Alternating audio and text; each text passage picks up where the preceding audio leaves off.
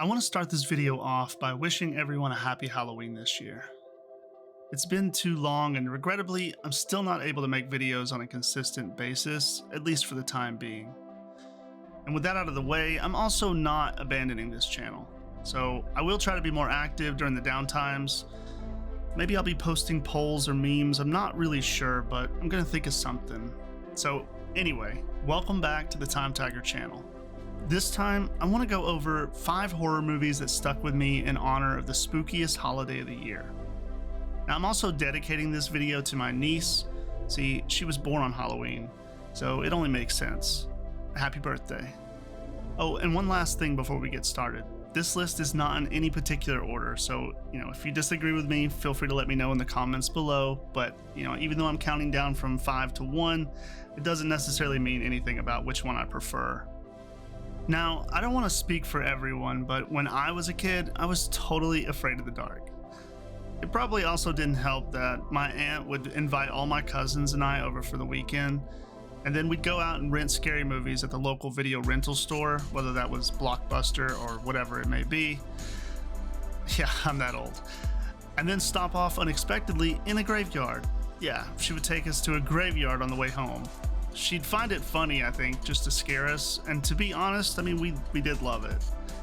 I remember she would turn all the lights off, and then she'd just start telling us about random ghost stories, or even about local legends. In fact, I'm pretty sure it's where I first heard the tale of Green Eyes. That's a spooky specter from the Civil War whose eyes are like a ghastly green color. Anyway, by the time we got home and popped some popcorn, we were all completely primed to be terrified by whatever movies we'd picked out for that weekend.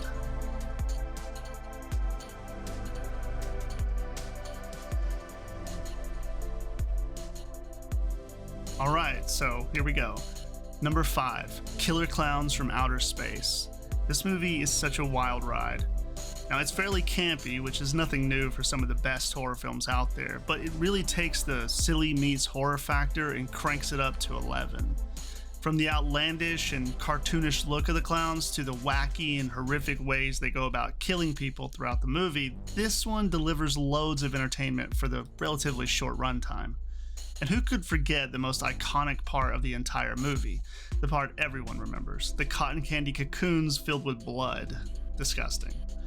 I don't know how this didn't ruin all of us from eating cotton candy, but whatever. and I have to mention also that there's an upcoming horror game based on this movie, so keep your eyes out for that because I'm sure it's going to be fun. So next up for number 4, we have Rawhead Rex. Now, I can't tell you how many times I forgot the name of this one over the years, but despite that, I never once forgot this movie monster's hideous face. The movie itself is fairly dated visually, and the costume for Rex might even be less scary as a result of that, but growing up, this movie was like a bad fever dream. No one I knew could ever recall it, and because I couldn't remember the name myself, it became impossible to discuss this with people. I think that just added to the creepiness, and if you take an even closer look at where the name Rawhead Rex comes from, you learn its true origin from European folklore is even more grisly and deprived. In the film, he's toned down quite a bit, and this famously even resulted in Clive Barker, the writer, being unhappy with the film itself. But regardless, Rawhead Rex was still a terrifying monster as a kid, and I think he deserves a mention here on the list. For number 3, we're breaking out of the 80s horror tropes, but don't worry, we'll be back for the next century. Number 3 is The Ring, symbolizing my first taste of Asian ghost / evil spirit horror. We all know that now classic movie line, 7 days, and the evil or foreboding videotape or the modern equivalent has definitely been explored since, but this was the first time I came across such a terrifying child monster that wasn't a possession like The Exorcism, or a doll like Chucky, or a normal human like in Damien. Now, I remember my cousin and I watched this one during the day one summer. I think our parents were at work. We made sure to turn off every light in the house, and by the end we were thoroughly creeped out, despite it being daylight outside. One scene that stuck with me in particular is the one at the very end where the girl crawls out of the TV and then sort of teleports or fast forwards right in front of the guy before she kills him. That made me feel pretty helpless at the time. How do you fight that? Still, I don't necessarily know if this movie holds up today. I don't think I'd be particularly crazy about watching it, but that's not the point of this list.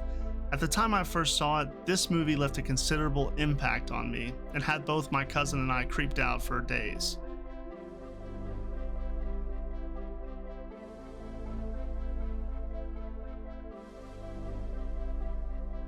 Now, for number 2, I'm bringing out the big guns with the original A Nightmare on Elm Street. I told you we'd be back to the 80s.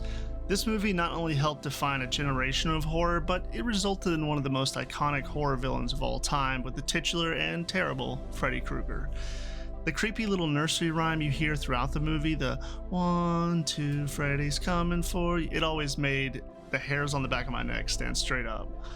Now, while personally I think the subsequent films got further and further away from horror and went more into like a comedy horror or even like a body horror / gore type thing, I think this first film really embodies the fear of something evil waiting in your dreams. I remember my cousins and I all having the same visceral reaction after we watched this, and I don't think any of us wanted to go to sleep that night until we just couldn't help it anymore. And last but not least, number 1 is Silver Bullet. I had to mention werewolves or vampires somewhere on this list, and this movie in particular stood out to me as a kid because while it was terrifying and full of great horror bits, the fact that the monster has a clear weakness and gets defeated by a kid with an awesome motorcycle wheelchair hybrid, it really just sealed the deal for me. I love a good movie monster, but I also love it when the hero or heroes of the movie are able to fight back, especially when they gain some ground once they finally figure out the monster's weak point. Nancy did this in A Nightmare on Elm Street as well when she set those Home Alone style traps for Freddy and when she pulled him out of the nightmare. And Marty in Silver Bullet does the same thing in his own way. Now, I'm sure these two would actually make a good team.